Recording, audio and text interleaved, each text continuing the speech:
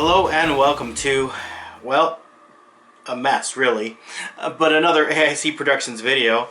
We're looking back at the Compact V2000 and the DV1000 machines I have.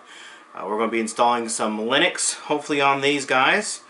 And so I have opened up the SSD, and I have a video about this in my channel. I'll link it down below. But this is just an aftermarket board where you can install an SSD, but it has the IDE pins on there so that you can use an SSD in a laptop like this. Now, you're not going to get very good speeds out of it necessarily, but what it really does is it gives you a lot lower power consumption, a lot lower heat, higher capacity, and much better reliability. But what I've done is, this is the one I had in there that has Windows XP installed. This is a 128 gig drive. I'm not going to be using this one because it's already set up, has all my games and files and things installed on there. But what I have is this SSD. This actually came from a Lenovo laptop. So for a while there, in a lot of business class systems, I didn't see it too much on the consumer market, but on the business class they were using these smaller SSDs, and when I say smaller I mean smaller in capacity, to be a cache for the hard drive. So this is a 24 gig SSD, which should be plenty for most Linux distros that we're going to be looking at. And so we're going to put this in here, and it goes into the drive, I believe like so. No, other way around. There we go. Goes in there, and then we have 16 tiny little screws to screw it together. And really what we're doing is, Windows XP was a great operating system for a dozen years, even longer, up until Windows 7.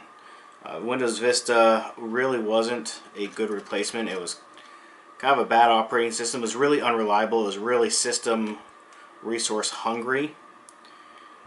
And so a lot of people stuck with Windows XP even though Windows Vista came out. And I did until Windows 7 came out. Windows 7 was a pretty good operating system. Windows 8 was pretty terrible. Windows 8.1 was really good. And then Windows 10 is pretty good as well. There's certain things I like and dislike about all of them, but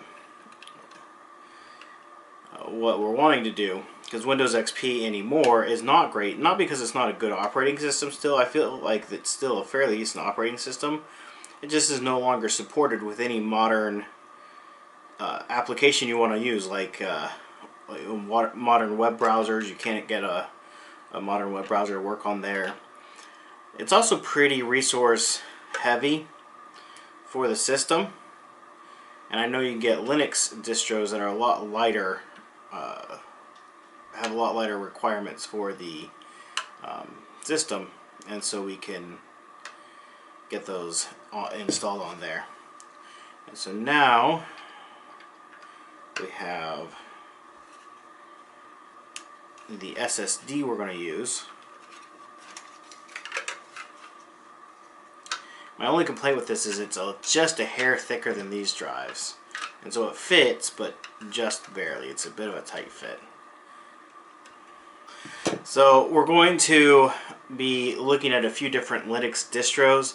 My go-to typically has been Ubuntu. The problem with Ubuntu is that it does require a dual-core CPU for the latest distro. So we're going to be looking at some other options. If you have a recommendation, go ahead and leave that down in the description down below. And this will be going both in this system and in this system. Just for example, they are identical for the caddies and hard drives, and so we'll be able to use this between both systems, hopefully without driver errors, things like that. So yeah, if you have any questions, thoughts, comments, go ahead and leave those down in the comment section down below. I'll do my best to answer those, and I'd love to know what Linux distro you recommend for low-end systems. I've already got one recommendation that I'll be looking at, but I would definitely like some more. Anyways, thank you for watching, and I hope you have an amazing day.